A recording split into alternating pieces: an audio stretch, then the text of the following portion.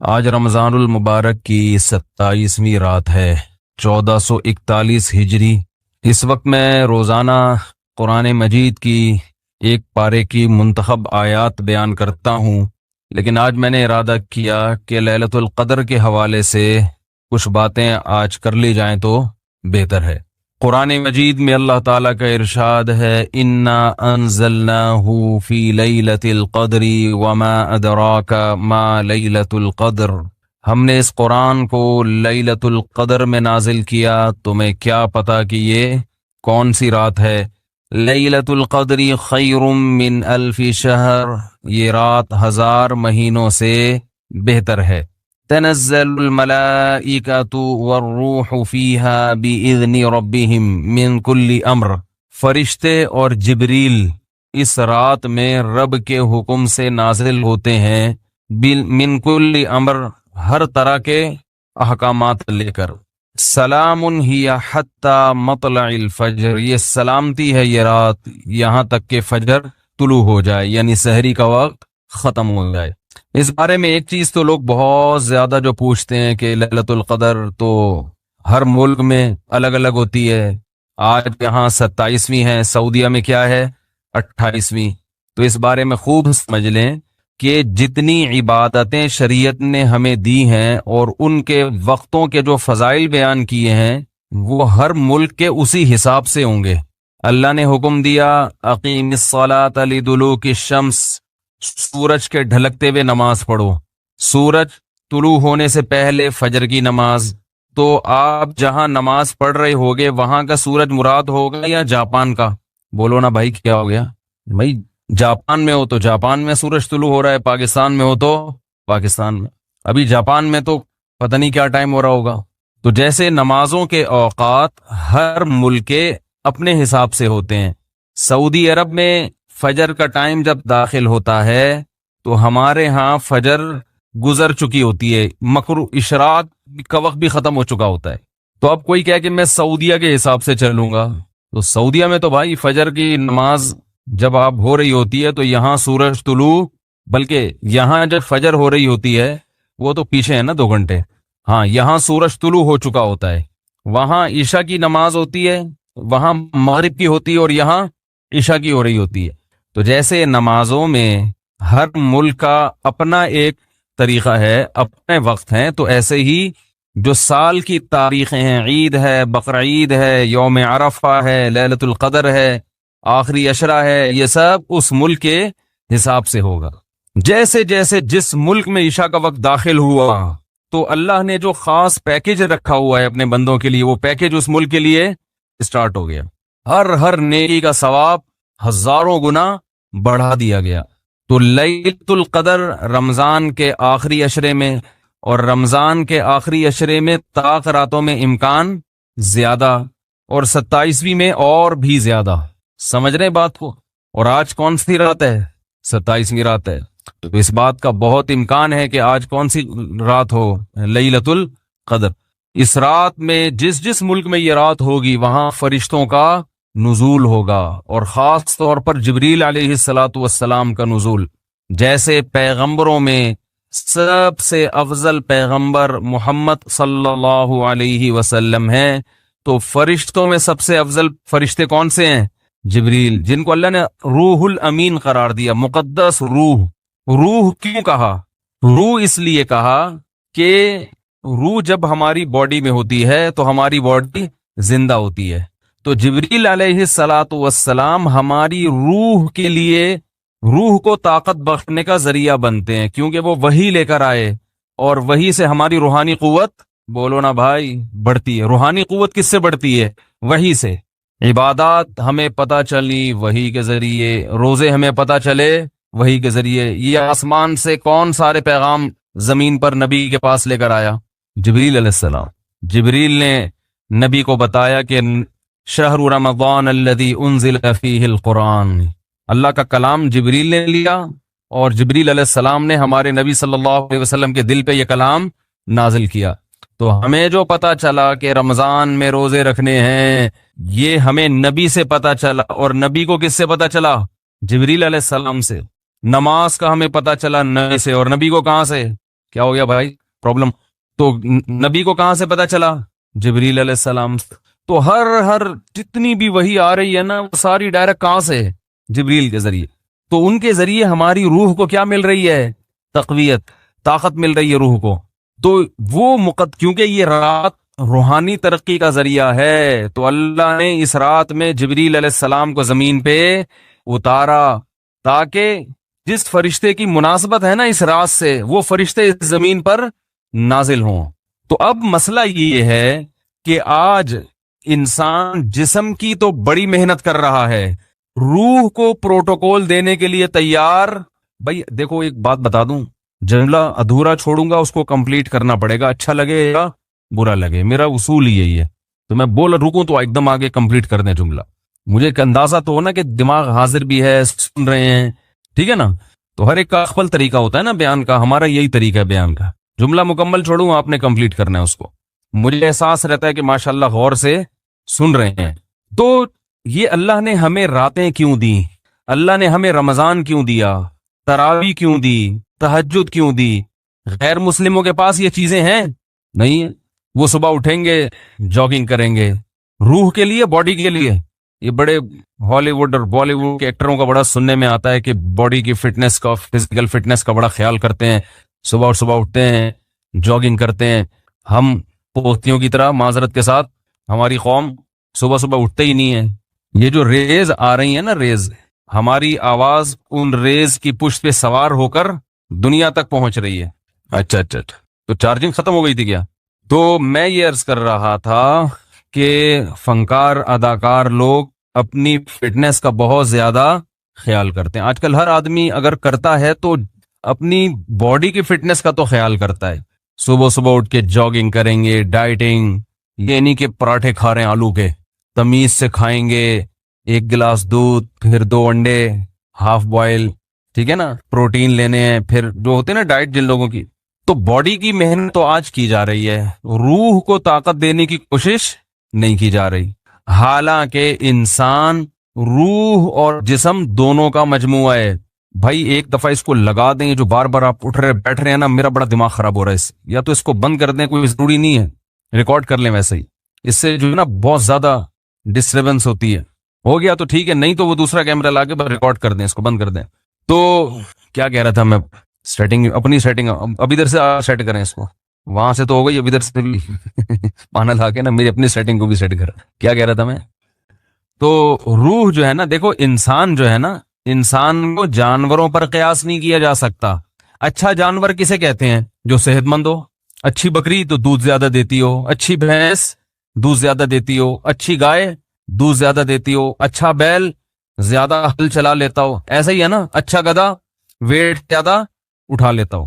تو اچھا انسان جو ویٹ زیادہ اٹھا لیتا ہو، تو اس میں اور گدھے میں کوئی فرق ہوا؟ پھر بھائی آج اچھا انسان اسے کہتے ہوئے اتنا ویٹ اٹھایا، بھائی تو اٹھا سکتے ہو؟ کہہ رہا نہیں بھائی ہم تو نہیں اٹھا سکتے۔ بھائی آپ بہت اچھے، میں کیا ہوں؟ میں گندا ہو گیا، یہی مطلب ہوا نا۔ تو انسان کو اگر صرف جسمانی اور مادی اعتبار سے فضیلت دی جائے تو پھر انسان کی کوئی فضیلت نہیں ہے، کیونکہ مادی اعتبار سے انسان سے زیادہ صحت مند بہت سے جانور ہوتے ہیں۔ چیتے کی سپیڈ زیادہ ہے یا آپ کی؟ تو بھاگنے میں چیتا اچھا ہے یا آپ؟ چیتا اچھا ہے۔ جبڑا جو پھاڑنے کی طاقت ہے وہ شیر کی اچھی ہے یا آپ کی؟ شیر کی اچھی ہے۔ تو پکڑ کے اعتبار سے آپ سے اچھا کون ہے؟ شیر ہے۔ قرآن کے الفاظ دیکھو، کلا انا خلقناہم مما یعلمون، اللہ فرماتے ہیں ہرگز یہ انسان اپنے آپ کو فضیلت والا نہ سمجھے، اس لیے کہ ہم نے اس انسان کو جس چیز سے پیدا کیا ہم جانتے ہیں، پانی کے غلیظ قطرے سے بنایا، تو یہ کوئی قابل فضیلت چیز نہیں ہے۔ تمہارا تو میٹیریل ہی گندا ہے جس سے تمہیں بنایا گیا، گندا میٹیریل، پیٹ میں ہر وقت گند، اور مرنے کے بعد بھی گند۔ ایک پتلی سی لیئر چڑھا دی اللہ تعالیٰ نے، ایک اسکن کی، کھال کی، جس سے انسان کی گندگی چھپ جاتی ہے۔ بنایا کس سے؟ غلیظ ناپاک پانی، جو باڈی سے نکل جائے تو غسل فرض ہو جاتا ہے، کپڑوں پہ لگ جائے تو دھوئے بغیر نماز نہیں ہوتی، اتنا گندا۔ اور جب ماں کے رحم میں وہ بننا شروع ہوتا ہے تو اتنا بدبودار گوشت کہ اگر وہ دنیا میں آ جائے تو لوگ ناک دبا کے بھاگ جائیں وہاں سے، اتنا گندا۔ اور جب دنیا میں آتا ہے تو اندر بھی سب کیا بھرا ہوا ہے؟ بولو نا بھائی، گند۔ ناک جتنے سوراخ ہے نا انسان کے، کسی ایک سوراخ سے بھی کوئی مشک و عنبر کی خوشبو نہیں آتی۔ کان سے کیا نکلتا ہے؟ کوئی عود کی خوشبو نکلتی ہے کان سے؟ ویسے جب کانیں ہوتی ہیں نا ان میں تو پتہ نہیں کیا نکلتا ہے، لیکن انسان کے کان سے گند نکلتا ہے۔ ناک سے کوئی مشک و عنبر کبھی دیکھا کسی کے نکلتے ہوئے؟ بھئی ناک سڑکتا ہے تو خوشبو کے بھبوکے آتے ہیں، کبھی دیکھا؟ بول دو نا نہیں دیکھا تو کیا ہو جا رہا ہے اس میں۔ آنکھ سے کیا نکلتا ہے؟ سے بھی گند نکلتا ہے۔ تھوک منہ سے اور قضائے حاجت تو گند ہی گند، ہر جگہ سے گند نکل رہا ہے، اس لیے کہ اندر ہے ہی گند، بھرا وہی گند ہے۔ کاٹو تو خون نکلتا ہے، وہ بھی ناپاک، کپڑوں پہ لگ جائے تو نماز نہیں ہوتی۔ بس ایک اللہ نے ہلکی سی نا پرت چڑھا دی ہے، ایک ہلکی سی لیئر ہے اسکن کی، جس کی وجہ سے وقار قائم ہے۔ جیسے گندگی کے اوپر چمکیلا کپڑا ڈال دیا جائے تو وہ گندگی دیکھنے میں خوبصورت لگتی ہے، اسے ہٹا کے دیکھو گے تو پتا چلے گا اندر کیا ہے۔ اور فیوچر انسان کا یعنی پاسٹ کیسا ہے؟ پانی کا غلیظ قطرہ۔ پریزنٹ جو اس کی ابھی موجودہ حالت ہے اس میں بھی گند ہی بھرا ہوا ہے، ذرا سی ہوا خارج ہو جائے نا تو مجلس میں لوگ بھاگ جاتے ہیں۔ اور فیوچر کیا ہے؟ جیسے ہی سانس بند ہوگی فوراً لاش سڑنا اور گلنا شروع۔ یہ چودھری صاحب ہیں، یہ وڈیرے صاحب ہیں، یہ چیف ہیں، یہ جناب پرنسپل صاحب ہیں، یہ ہیڈ ماسٹر ہیں، جو بھی ہو بھائی آپ، جیسے ہی روح نکلی گند ڈھیر، میت جو ہے نا ایک دم سڑنا شروع ہو جاتی، آنکھیں ابلنا شروع ہو جائیں گی، ہاتھ خود بخود کرنا شروع۔ اتنی بدبو لاش کبھی دیکھی ہے؟ کس قدر بدبو ہوتی ہے اگر کوئی پرانی لاش پھٹ گئی ہو۔ اس لیے حکم ہے اس کو مٹی میں جا کے دباؤ۔ کیڑے کھانے، آنکھوں میں کیڑے، کان میں کیڑے، ناک میں کیڑے گھس رہے ہوتے ہیں کھانے کے لیے۔ یہ بڑے بڑے حسین اور جمیل لوگوں کا یہ حال ہوتا ہے۔ تو اللہ فرماتے ہیں کہ انسان تجھے جو میں نے فضیلت دی ہے وہ فزیکل فٹنس کی وجہ سے نہیں دی ہے، اس وجہ سے نہیں دی ہے کہ تیرے پاس وسائل بہت ہیں، وسائل کی وجہ سے بھی نہیں کہ تو بڑا پیسے والا ہے۔ انسان کو اللہ نے فضیلت دی ہے روحانی زندگی کی وجہ سے۔ جس کی روح اچھی ہوگی جسم سے نکلنے والے اعمال اچھے ہوں گے، روح گندی ہوگی جسم سے نکلنے والے اعمال گندے ہوں گے۔ کہتے ہیں نا موسیقی روح کی غذا ہے، گندے لوگوں کی روح کی غذا ہے، اچھے لوگوں کی روح کی غذا قرآن کی تلاوت اور ذکر اللہ ہے۔ ہمارے حضرت جب ذکر کیا کرتے تھے نا عجیب کیفیت ہو جاتی تھی۔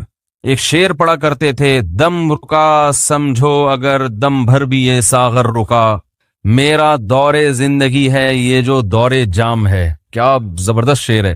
اللہ کے ذکر کو نا شراب سے تعبیر کیا ہے، جیسے شرابیوں کو شراب محبوب ہوتی ہے نا، اور شراب خانے میں جب وہ جاتے ہیں، میں خانہ جسے کہتے ہیں، آواز صاف آ رہی کہ نہیں آ رہی؟ میں خانے میں شرابی جاتے ہیں تو شراب کے جام چل رہے ہوتے ہیں، ادھر ایک پیا ختم ہوا لیا دوسرا پیا، ٹھیک ہے نا۔ تو جیسے شرابی کو شراب سے عشق ہوتا ہے اور وہ کہتا ہے دم رکا سمجھو، کہہ رہے سمجھو میرا دم رک گیا، دم بھر بھی یہ ساغر رکا، ایک دم کے لیے بھی اگر یہ دور رک گیا تو میرا دم ختم، میں مر جاؤں گا، میں برداشت نہیں کر سکتا۔ میرا دور زندگی ہے یہ جو دور جام ہے، یہ جو شراب کا دور ہے نا یہی میری زندگی کا بھی دور ہے۔ میرے بلڈ کی جو سرکولیشن ہے وہ اسی سرکولیشن کی وجہ سے جو شراب کے پیالے جو گھوم رہے ہیں۔ تو حضرت اللہ کے ذکر کے بارے میں یہ شعر پڑھا کرتے تھے کہ اللہ کے ذکر کی ہمیں ایسی لت پڑ گئی ہے، ایسا چسکا لگ گیا ہے جیسے شرابی کو شراب کا چسکا لگتا ہے۔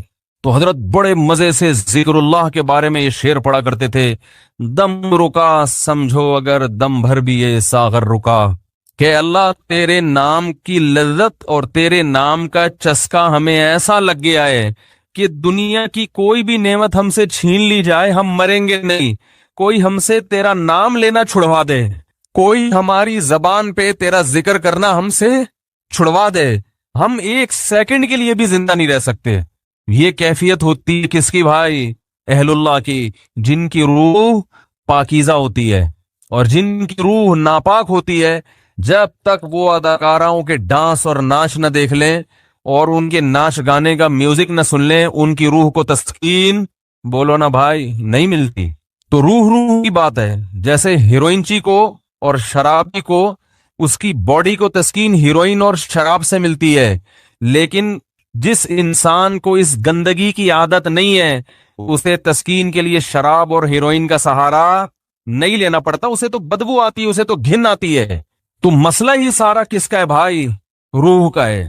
تو اللہ تعالی نے جبریل علیہ الصلاۃ والسلام کے ذریعے انسان کی روح کو طاقت دی ہے۔ تو روح پاکیزہ بنتی ہے برے اعمال کو چھوڑنے سے اور عبادت کرنے سے، اور جیسے جیسے عبادت کرتا ہے انسان، روح اور زیادہ پاکیزہ ہونا شروع ہو جاتی۔ یعنی اگر آپ کی روح میں پاکیزگی نہیں ہے تو آپ عبادت شروع کر دو، پیدا ہونا شروع، اور جیسے جیسے پاکیزگی آئے گی، عبادت جو مشکل لگ رہی تھی وہ عبادت آسان ہونا شروع ہو جائے گی۔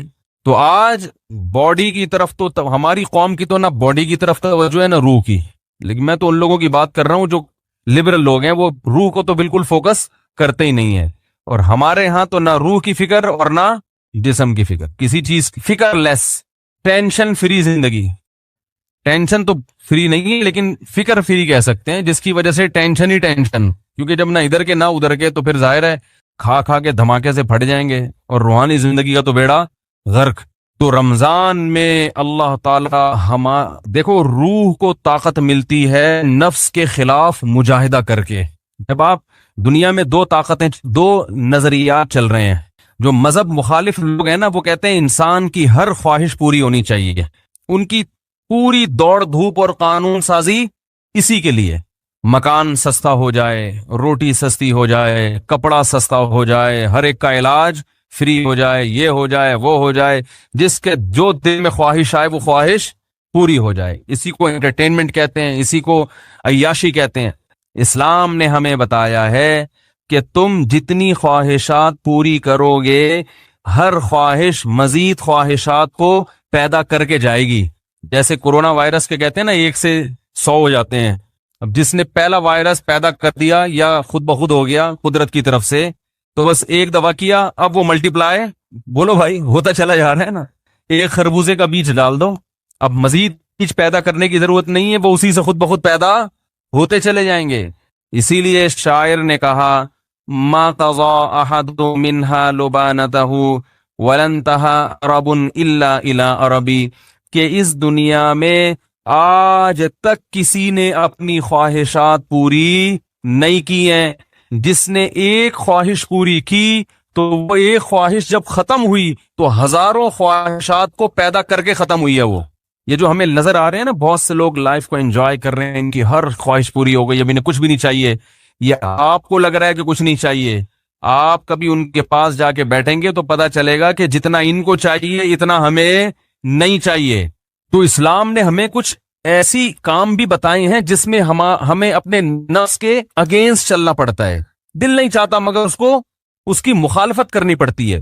دل کی خواہشات کو جتنا کچلیں گے، روح کو طاقت اتنی زیادہ ملے گی، اور روح کو تسکین ملتی ہے اس سے۔ تو اسلام نے ہمیں اپنے جسم کی خواہشات کو کچلنے کے لیے روزہ دیا۔ روزہ رکھو، صبح صادق سے لے کے غروب آفتاب۔ کیسا پھیکا پھیکا ہو جاتا ہے نا انسان روزے میں، مجھے تو آپ ابھی بھی پھیکے پھیکے سے ہی لگ رہے ہیں، عجیب سا نا کسی کام کا دل لگ رہا ہے، بیٹھے ہوئے ہیں، نہ گٹکا کھا سکتے ہیں، نہ پان کھا سکتے ہیں، نہ سگریٹ پی سکتے ہیں، نہ چائے پی سکتے ہیں، نہ کھانا کھا سکتے ہیں، سوکھا سوکھا سا منہ ہوتا ہے سب کا۔ روزے کی حالت میں دیکھو سب کی حالت کیا ہوتی ہے، کسی کام میں دل نہیں لگ رہا۔ اللہ نے کہا بس 1 نہیں 2 نہیں 3 نہیں 4 نہیں، کتنے 29 یا 30، آسان کام تھوڑی ہے۔ پھر ہاتھ باندھ کے اللہ کے سامنے کھڑے ہو جانا، نماز میں باؤنڈ کر لینا اپنے آپ کو۔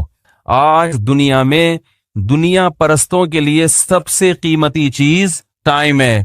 وہ ٹائم کہتے ہیں کہ اتنی دیر ہم مسجد میں اللہ کے سامنے ہاتھ باندھ کر کھڑے رہیں، اس سے ہمیں ملتا تو کچھ بھی نہیں ہے، تو یہ تو ٹائم ویسٹنگ ہے۔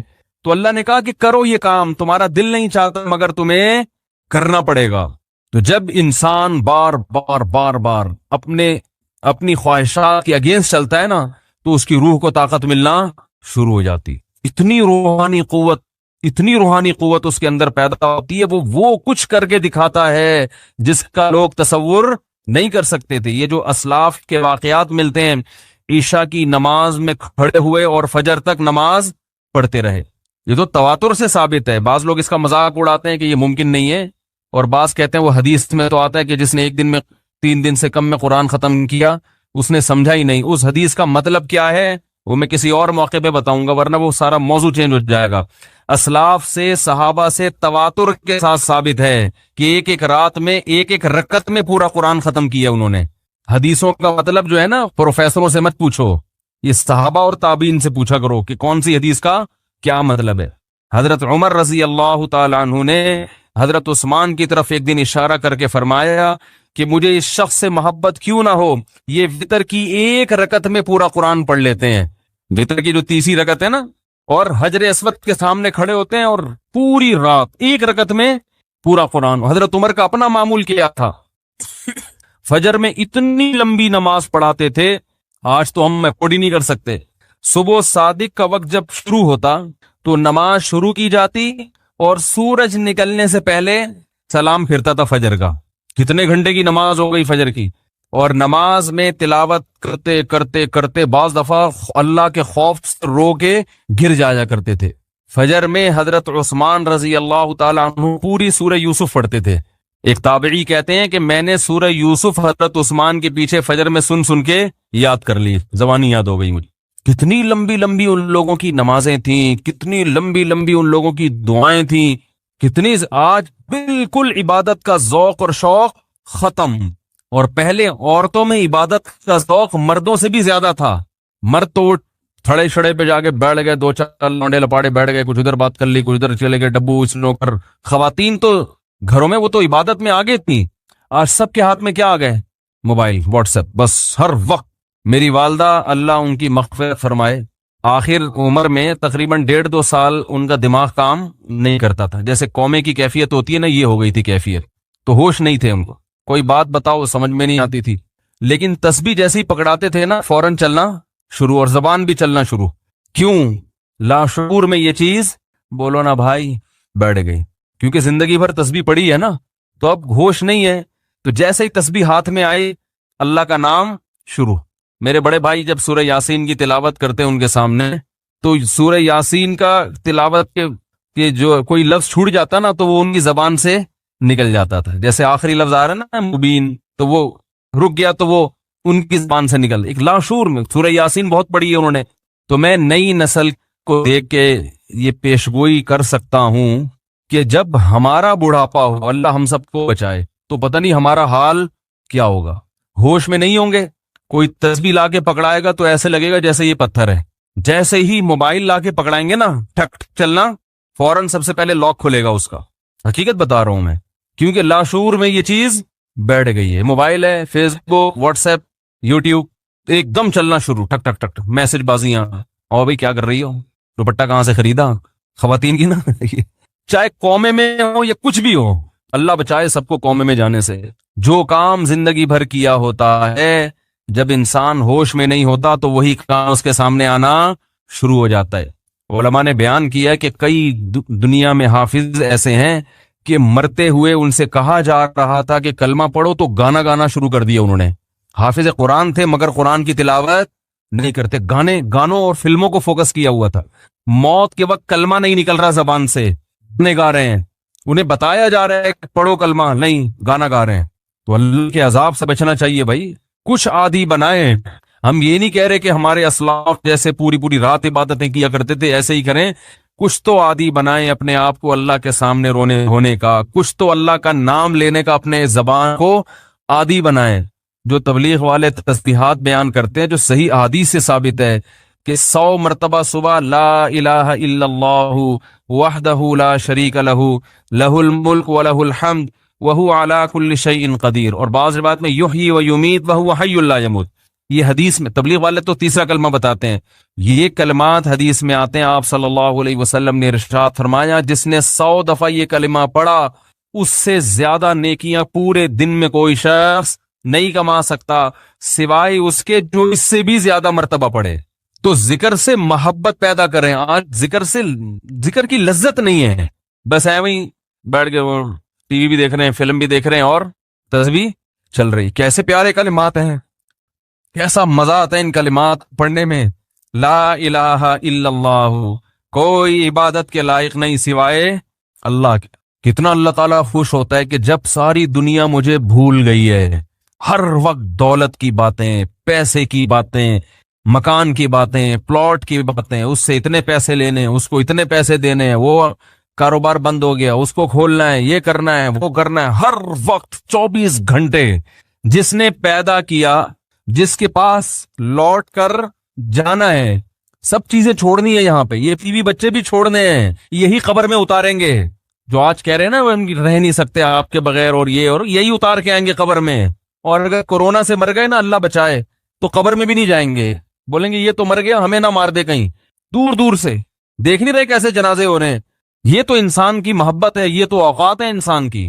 تو جس کے پاس لوٹ کر جانا ہے اور جس نے بنایا ہے, هُوَ أَعْلَمُ بِكُمْ إِذْ أَنْتُمْ أَجِنَّةٌ فِي بُطُونِ أُمَّهَاتِكُمْ. اللہ فرماتے ہیں جب تم ماں کے پیٹ میں تیار ہو رہے تھے نا, وہ رب تمہیں اس وقت سے جانتا ہے. اس وقت تو والدین بھی انسان کو نہیں جانتے. کتنا قریبی تعلق, ہر ایک کا تذکرہ زبان سے کرے گا, نہیں کرے گا جو سب سے زیادہ قریب ہے اس کا تذکرہ نہیں کرے گا. اور اگر اللہ کا ذکر کرے گا بھی تو کسی نے کوئی وظیفہ بتایا ہوگا جن بھگانے کے لیے, دکان کھلوانے کے لیے, کاروبار کھلوانے کے لیے, بچی کی شادی نہیں ہو رہی, اپنی نہیں ہو رہی ہے تو پچھتا رہا ہے اس کو بھگانے کے لیے, ہو گئی ہے تو بچے نہیں پیدا ہو رہے, ہو گئے تو وہ چترول لگا رہے ہیں ان کو سیدھا کرنے کے لیے. اللہ کو خوش کرنے کے لیے, اللہ کی محبت میں اللہ کا نام لذت سے لینے کے لیے, کہ مجھے بس اس سے محبت ہے, اس کا نام لینے میں مجھے مزہ آتا ہے, اس نیت سے ذکر کرنے والے مارکیٹ میں بہت شارٹ ملیں گے آپ کو, بہت کم لوگ ملیں گے. کوئی بیٹھا ہو نا صبح اللہ اللہ کر رہا ہو, کیوں کر رہے ہو؟ وہ جی فلاں پیر صاحب نے بتایا تھا, وہ فلاں پیر صاحب نے کہا تھا یہ کرو گے تو یہ والا کام ہو جائے گا. اور بھائی اللہ نے پیدا کیا ہے, جیسے دنیا کا تذکرہ کرتے ہو بغیر ضرورت کے کرتے ہو نا. خواتین جب آپس میں ملتی ہیں دوسرے کا لباس دیکھتی ہیں, بہن کہاں سے خریدا, کتنے کا خریدا, ضرورت ہوتی ہے, حالانکہ جیب میں ایک پیسہ بھی نہیں ہوتا خریدنے کا. لیکن محبت جس چیز سے ہوتی ہے اس کا تذکرہ کرنے میں انسان کو, بولو نا بھائی, مزہ آتا ہے. مرد جب آپس میں بیٹھتے ہیں تنخواہ پوچھ رہے ہوتے ہیں, کیسا چل رہا ہے بزنس, کیا ہو رہا ہے, کتنا پروفٹ ہوا. جس چیز سے محبت ہے انسان کو اس کا نام لینے میں مزہ آتا ہے. یہ مزہ اللہ کا نام لینے میں بھی پیدا کر لیا جائے اپنے دل میں, تو وہی کیفیت ہوگی کہ دم رکا سمجھو اگر دم بھر بھی یہ ساغر رکا. میرا دور زندگی ہے جو یہ جو دور جام ہے. حضرت فرمایا کرتے تھے, ہمارے حضرت جب بیان کرتے نا اور اللہ کی محبت میں کبھی کوئی شعر سنا دیا تو پورا موضوع ان کا چینج ہو جاتا تھا. جیسے میں شادیوں پہ آتا ہوں نا اگر, تو پورا موضوع میرا کیا ہو جاتا ہے, ارے جہنم کی بات چل رہی ہو, وہاں کی ہولناکیاں چل رہی ہوں, سانپ بچھو, اور کسی نے شادی کی بات کر لی تو ہمارا پورا ٹاپک چینج ہو جاتا ہے نا. تو ہمارے حضرت کا جب بیان ہوتا تھا کہیں سے اللہ کی محبت کا کوئی تذکرہ آ گیا, اللہ کی نعمتوں کا, پورا بیان چینج. اور پھر حضرت فرماتے تھے کہ کچھ نہ, پھر یہ شعر پڑھتے تھے, کچھ نہ رستے کا پتہ ہم کو نہ منزل کی خبر, کچھ نہ رستے کا پتہ ہم کو نہ منزل کی خبر, جا رہے ہیں جس طرف ہم کو لیے جاتا ہے دل.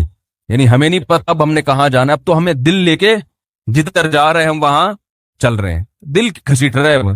تو اللہ کی محبت میں یہ حال کہ اب دل جہاں لے کے جائے گا وہاں, تو دل تو یہی کہہ رہا تھا بس اللہ کا تذکرہ کرو بیٹھ کے. تو اسی طرح یاد رکھیں, یہ جو اہل اللہ جو دعا مانگتے ہیں یہ دنیا داروں کی عادت ہوتی ہے. دعا مانگ رہے ہیں قبول نہیں ہو رہی, ہم تو کام ہی نہیں بن رہا, 20 سال سے شادی کر رہے ہیں شادی نہیں ہو رہی, 20 سال سے کاروبار کی دعا مانگ رہے ہیں, کاروبار نہیں مل رہا, 25 سال سے یہ دعا مانگ رہے ہیں, یہ نہیں ہو رہی. یہ دنیا داروں کی عادت ہے. اہل اللہ کہتے ہیں دعا مانگنے کی توفیق مل رہی ہے, بس اس سے بڑی کوئی نعمت نہیں ہے, کچھ نہ ملے ہمیں. حضرت عمر رضی اللہ تعالیٰ عنہ کا قول ہے نا کہ مجھے اس سے غرض نہیں ہے کہ میری دعائیں قبول ہو رہی ہیں کہ نہیں ہو رہی, مجھے اس کی فکر ہوتی ہے کہ دعا مانگنے کی توفیق مل رہی ہے کہ نہیں مل رہی. اگر اللہ اپنے سامنے ہاتھ اٹھا کر دعا مانگنے کی توفیق دے رہا ہے, اتنی بڑی نعمت ہے کہ اس نعمت کے بعد مزید ہمیں کچھ نہیں چاہیے. بھائی اللہ توفیق دے, میرے سامنے ہاتھ اٹھا کے مانگو, تو یہ ہر ایک کو تھوڑی ملتی ہے توفیق. آج دنیا میں دعائیں مانگنے والے سب سے کم ہیں، سب سے کم. ایک تو مانگتے نہیں، اوپر سے مانگتے ہیں تو ایسے بد دلی کے ساتھ کہ وہ دل ہی نہیں لگ رہا ہوتا ان کا.